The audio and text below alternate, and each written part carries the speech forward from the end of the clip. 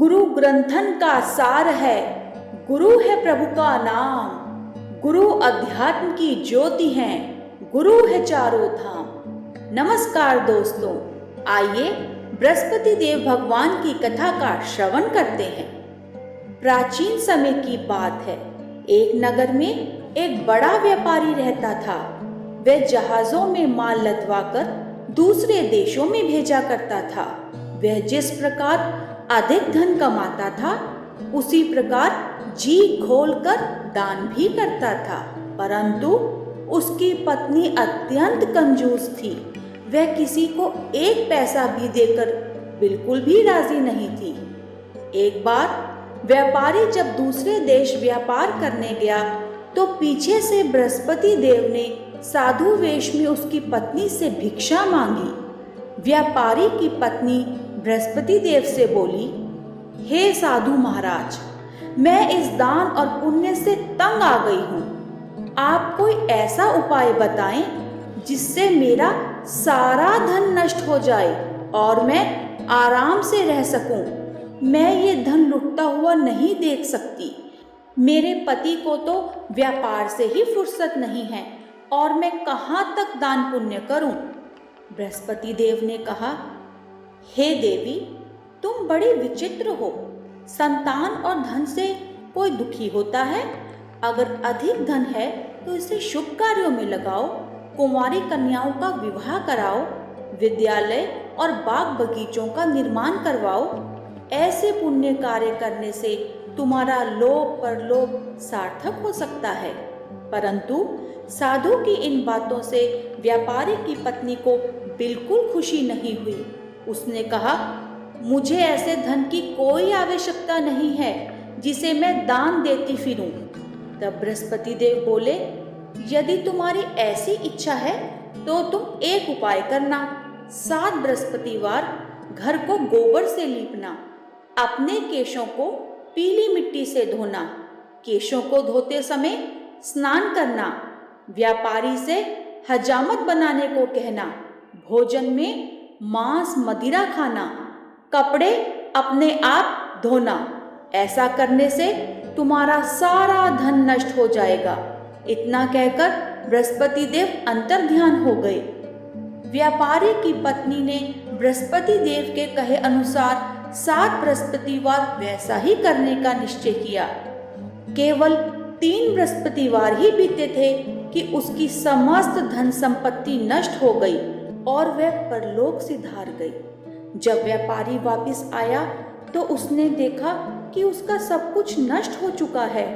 उस व्यापारी ने अपनी पुत्री को सांत्वना दी और दूसरे नगर में जाकर बस गया। वहां वह जंगल से लकड़ी काट कर लाता और शहर में बेचता। इस तरह वह अपना जीवन व्यतीत करने लगा। एक दिन उसकी पुत्री ने दही खाने की इच्छा प्रकट की, लेकिन व्यापारी के पास दही खरीदने के पैसे नहीं थे। वह अपनी पुत्री को आश्वासन देकर जंगल में लकड़ी काटने चला गया। वहां एक वृक्ष के नीचे बैठ अपनी पूर्व दशा पर विचार कर रोने लगा। उस दिन बृहस्पतिवार का दिन था। तभी वहां बृहस्पति देव साधु के रूप में सेठ के पास आए और बोले, हे मनुष्य, तू इस जंगल में किस चिंता में बैठा है? तब व्यापारी बोला, हे महाराज, आप सब कुछ जानते हैं। इतना कहकर व्यापारी अपनी कहानी सुनाकर रो पड़ा। बृहस्पति देव बोले, देखो बेटा, तुम्हारी पत्नी ने बृहस्पति देव का अपमान किया था, इसी कारण तुम्हारा यह हाल हुआ है। लेकिन अब तुम किसी प्रकार की चिंता मत करो। तुम गुरुवार के दिन बृहस्पति देव का पाठ करो। 5 रुपए के चने और गुड़ को लेकर जल के लोटे में शक्कर डालकर वह अमृत और प्रसाद अपने परिवार के सदस्यों और कथा सुनने वालों में बांट दो। स्वयं भी प्रसाद और चन्नामृत लो। भगवान तुम्हारा अवश्य कल्याण करेंगे। साधु की बात सुनकर व्यापारी बोला, महाराज, मुझे तो इतना भी नहीं बचता कि मैं अपनी पुत्री को दही लाकर दे सकूं। इस पर साधु जी बोले, तुम लकड़ियां शहर में बेचने जाना। तुम्हें लकड़ियों के दाम पहले से चौगुने मिलेंगे, जिससे तुम्हारे सारे कार्य सिद्ध हो जाएंगे। इसी प्रकार व्यापारी ने लकड़ियां काटी और शहर में बेचने के लिए चल पड़ा। उसकी लकड़ियां अच्छे दाम में बिक गई, जिससे उसने अपनी पुत्री को दही लाकर दिया और गुरुवार की कथा हेतु चना गुड़ लेकर कथा की और प्रसाद बांटकर स्वयं भी खाया। उसी दिन से उसकी सभी कठिनाइयां दूर होने लगी। परंतु अगले बृहस्पतिवार को वह व्यापारी कथा करना भूल गया। अगले दिन वहां के राजा ने एक बड़े यज्ञ का आयोजन कर पूरे नगर के लोगों के लिए भोज का आयोजन किया।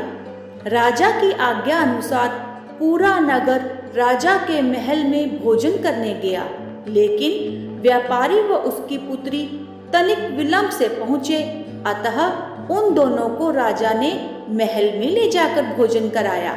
जब वो दोनों लौट कर आए तब रानी ने देखा कि उसका खूंटी पर टंगा हुआ हार गायब है। रानी को व्यापारी और उसकी पुत्री पर संदेह हुआ कि हो न हो ये हार उन दोनों ने ही चुराया है। राजा की आज्ञा से उन दोनों को कारावास की कोठरी में कैद कर दिया गया। कैद में पड़कर दोनों अत्यंत दुखी हुए। वहां उन्होंने बृहस्पति देवता का स्मरण किया। बृहस्पति देव ने प्रकट होकर व्यापारी को उसकी भूल का आभास कराया और उन्हें सलाह दी कि गुरुवार के दिन कैद खाने के दरवाजे पर तुम्हें 5 रुपए पड़े मिलेंगे। उनसे तुम चने और मुनक्का मंगवाकर विधि पूर्वक बृहस्पति देवता का पूजन करना। तुम्हारे सब दुख दूर हो जाएंगे। बृहस्पतिवार को कैद खाने के द्वार पर उन्हें 5 रुपए पड़े मिले। बाहर सड़क पर एक स्त्री जा रही थी। व्यापारी ने उसे बुलाकर गुड़ और चने लाने को कहा। इस पर वह स्त्री बोली, मेरे बेटे का विवाह है, मैं अपनी बहू के लिए गहने लेने जा रही हूँ, मेरे पास समय नहीं है। इतना कहकर वह चली गई। थोड़ी देर बाद वहां से एक और स्त्री निकली। व्यापारी ने उसे बुलाकर कहा, हे बहन, मुझे बृहस्पतिवार की कथा करनी है, तुम मुझे 5 रुपए का गुड़ चना ला दो। बृहस्पति देव का नाम सुनकर वह स्त्री बोली, भाई, मैं तुम्हें अभी गुड़ चना ला कर देती हूँ। मेरा इकलौता पुत्र मर गया है, मैं उसके लिए कफन लेने जा रही थी, लेकिन मैं पहले तुम्हारा काम करूंगी, उसके बाद अपने पुत्र के लिए कफन लाऊंगी। वह स्त्री बाजार से व्यापारी के लिए गुड़ चना ले आई और स्वयं भी बृहस्पति देव की कथा सुनी। कथा के समाप्त होने पर वह स्त्री कफन लेकर अपने घर गई। घर पर लोग उसके पुत्र की लाश को राम नाम सत्य है, राम नाम सत्य है कहते हुए शमशान ले जाने की तैयारी कर रहे थे। स्त्री बोली, मुझे अपने लड़के का मुख तो देख लेने दो। अपने पुत्र का मुख देखकर उस स्त्री ने उसके मुंह में प्रसाद और चरणामृत डाला। प्रसाद और चरणामृत के प्रभाव से वह पुनः जीवित हो गया। पहली स्त्री जिसने बृहस्पति देव का निरादर किया था, वह जब अपने पुत्र के विवाह हेतु पुत्र वधू के लिए गहने लेकर लौटी और जैसे ही उसका पुत्र घोड़ी पर बैठकर निकला, वैसे ही घोड़ी ने ऐसी उछाल मारी कि वह घोड़ी से गिरकर मर गया। यह देख स्त्री रो रो कर बृहस्पति देव से क्षमा याचना करने लगी। हे बृहस्पति देव भगवान, मुझे अपनी गलती का एहसास हो गया है, मुझे क्षमा कर दीजिए।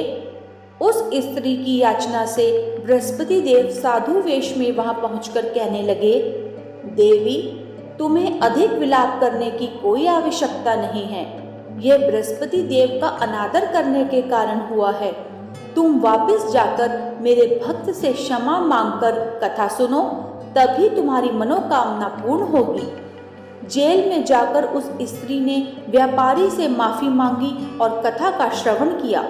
कथा के उपरांत वह प्रसाद और चरणामृत लेकर अपने घर वापस गई। घर आकर उसने चरणामृत अपने मृत पुत्र के मुख में डाला। चरणामृत के प्रभाव से उसका पुत्र भी जीवित हो उठा। उसी रात बृहस्पति देव राजा के सपने में आए और बोले, हे राजन, तूने जिस व्यापारी और उसकी पुत्री को जेल में कैद कर रखा है वे बिल्कुल निर्दोष हैं। तुम्हारी रानी का हार वहीं खूंटी पर टंगा है। दिन निकला तो राजा रानी ने हार खूंटी पर लटका हुआ देखा। राजा ने उस व्यापारी और उसकी पुत्री को मुक्त कर दिया और उन्हें आधा राज्य देकर उसकी पुत्री का विवाह उच्च कुल में करवाकर दहेज में हीरे जवाहरात दिए। इस प्रकार आपने सुना कैसे बृहस्पति देव भगवान ने व्यापारी के सारे कष्ट हर लिए और उसे एक सम्मानित जीवन प्रदान किया। अगर आपको बृहस्पतिवार कथा श्रवण करके दिव्यता और आनंद की अनुभूति हुई है तो कमेंट बॉक्स में ओम बृहस्पत्याय नमः, ओम बृहस्पत्याय नमः अवश्य लिखें और सुख पाएं।